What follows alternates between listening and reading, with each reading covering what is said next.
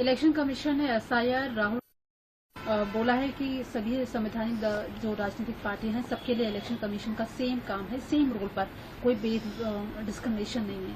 तो कैसे counter back करेंगे आप राहुल गांधी की तरफ? देखिए, राहुल गांधी इस देश में झूठ बोल के, भ्रम फैला के अराजकता फैलाना चाह रहे हैं और मुझे लगता है कि चुनाव आयोग को कड़ा से कड़ा स्टेप लेना चाहिए।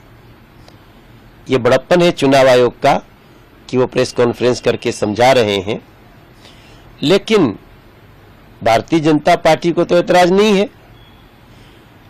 जदयू को तो ऐतराज नहीं है, लोजपा को ऐतराज नहीं है, देश की और कई बड़ी पार्टियां हैं उनको ऐतराज नहीं है। बस ये कांग्रेस को, राजद को ऐतराज है, क्योंकि इन लोगों ने लगातार इलीगल घुसपैठियों के वोट बनवा रखे हैं।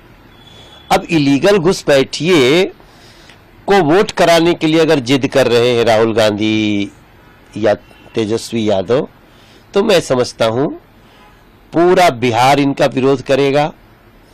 बिहार के साथ इन लोगों ने हमेशा से ऐसा व्यवहार किया जो एक लुटेरे का व्यवहार होता है, वो व्यवहार कांग्रेस ने भी किया है और राष्ट्रीय जनता दल ने तो किया है लालटेन छापने।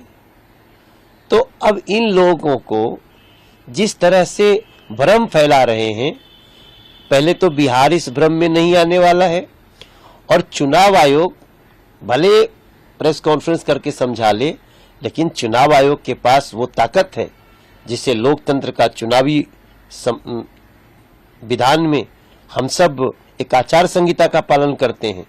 कैसे एक व्यक्ति ऐसा झूठ बोल सकता है? चुनाव आयोग को कड़े से कड़ा स्टेप लेना चाहिए।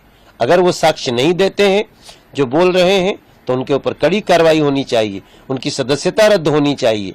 इस शांति से दुनिया का तीसरा सबसे बड़ा आर्थिक समृद्ध देश बनने जा रहा भारत ऐसे अराजकता फैलाने वालों के दंश में क्यों फंसे?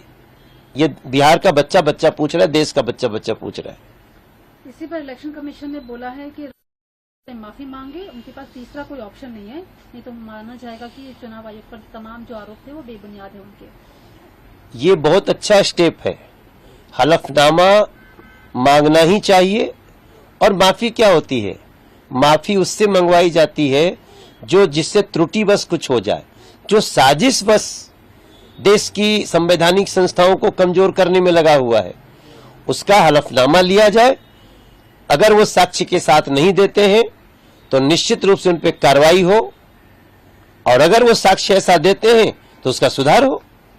एसआईआर बिहार के बाद बंगाल में भी